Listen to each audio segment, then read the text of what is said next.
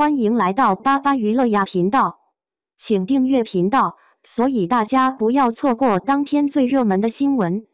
我们今天的时事通讯包括以下内容：谍战剧深前开播，网友评价一针见血，这次诚意又赌对了。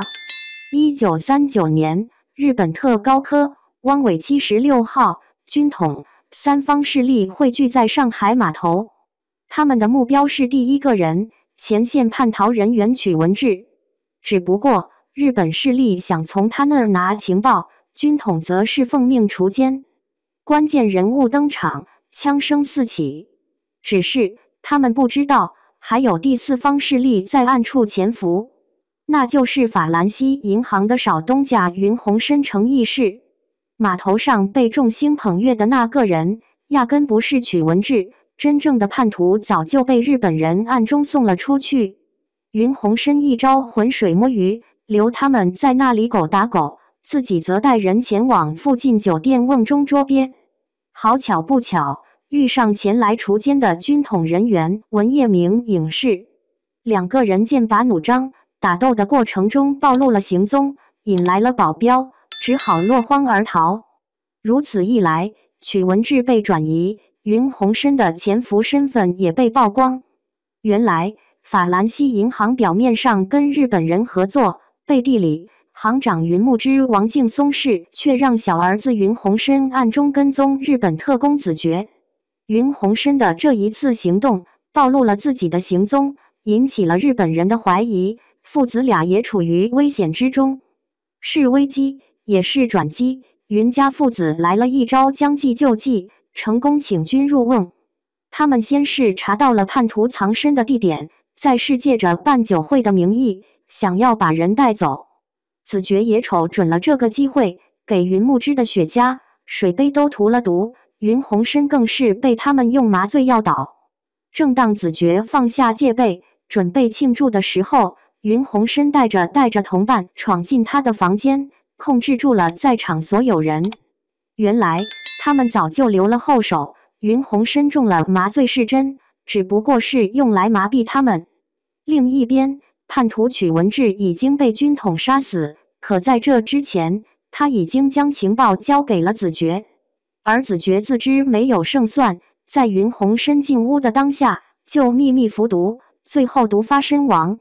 云鸿深支在子爵的身上，搜出一把钥匙。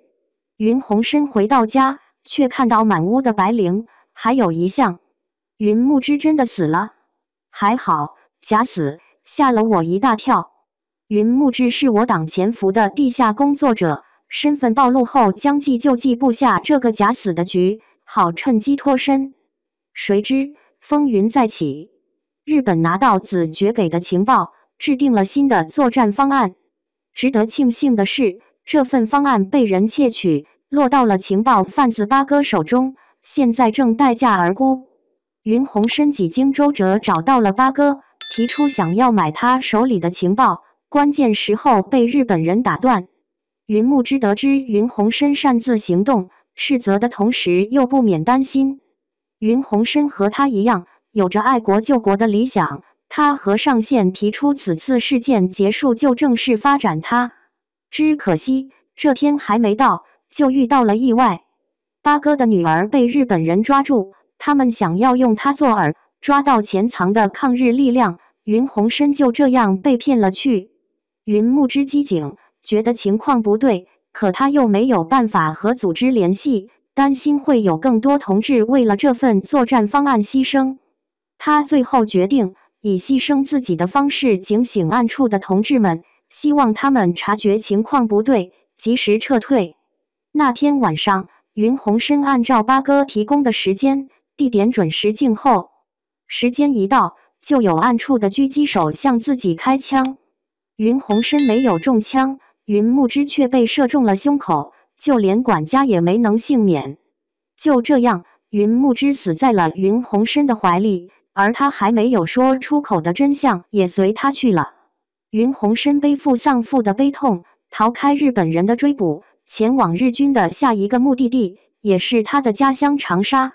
至于云鸿深能否找到父亲隐藏的真相，能否瓦解日本人的阴谋，这一系列的考验才刚刚开始。万万没想到，这部4年前拍的谍战剧身前这么精彩，剧情跌宕起伏，从最开始的码头枪战到之后的酒店设局，环环相扣，看得人欲罢不能。节奏快，反转多，稍不注意就会错过关键剧情。观众也跟着心情起伏不定，前面的假死局被吓得不轻，后面云木之真的牺牲了，又哭得不行。这还只是个前戏，真正精彩的还在后面。长沙有国民党、共产党2大势力，虽然是合作抗日时期，但国民党狼子野心，没少给我们使绊子。随着云鸿深抵达上海，各类人物悉数登场。先是军统3剑客，一个两个都是杀人不眨眼的狠人。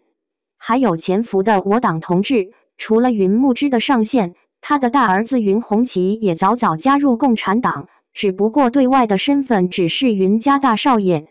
云鸿深和大哥似乎有些误会，而兄弟俩何时能消除误会，又如何并肩作战，都是之后的看点。前4集给开了个好头，把观众的观剧热情充分调动起来了。网友们也是好评不断，有夸节奏快的，有夸剧情精彩对得起观众智商的，也有夸演员演技好的。大家都没想到，积压了4年的谍战剧质量竟然这么高。在我看来，这部剧最大的成功在于选对了演员。如果仔细看演员表，你会发现当初选的都是一帮低调有实力的演技派，连半个流量都没有。4年前，程毅还没有凭借《莲花楼》爆红，可他的演技已经炉火纯青，尤其是父亲中枪的那场戏，看得人肝肠寸断。对外，他是有钱任性的银行公子，程毅设计了很多小表情，把这个混不吝的二世祖演得入木3分。可是转眼看到日本人烧杀抢掠，他又能提起枪来为国民抛头颅洒热血，浑身凛然正气，好像换了一个人。还有王劲松，多少人的谍战剧白月光，他演正派那是信手拈来，演反派那更是抢尽所有人的饭碗，直让你的眼睛离不开。这一次，王老师在剧中饰演云木之，他心怀家国，还培养了2个优秀的儿子，为人清正到整个人都在发光。唯一的遗憾就是他的戏太少，这才演了3集就杀青了。张天阳饰演的云鸿奇是我最期待的那一个。这些年，张天阳演了不少剧，虽然都是配角，流量不高，但他的演技是实打实的好。星汉灿烂里的三叔程芷，人生之路里的陈方明，追风者里的林乔松，还有高口碑佳作山花烂漫时里的陈四海，可谓一人千面。这次饰演云鸿奇这个角色底色是善良的，但是在内外交困的环境下少不得虚以威仪，逢场作戏，人物把握很有难度。交给他，我100个放心。刘欢也是公认的低调实力派。当年《虎啸龙吟》里的曹睿，又疯又癫又可怜，一度把男主吴秀波的风头都比了过去。遗憾的是，这几年影视寒冬，加上流量至上，刘欢的戏约少得可怜。好不容易捡到一部5年前的存货，能够看他饰演反派一把手，跟程毅、张天阳来一场势均力敌的战斗，痛快。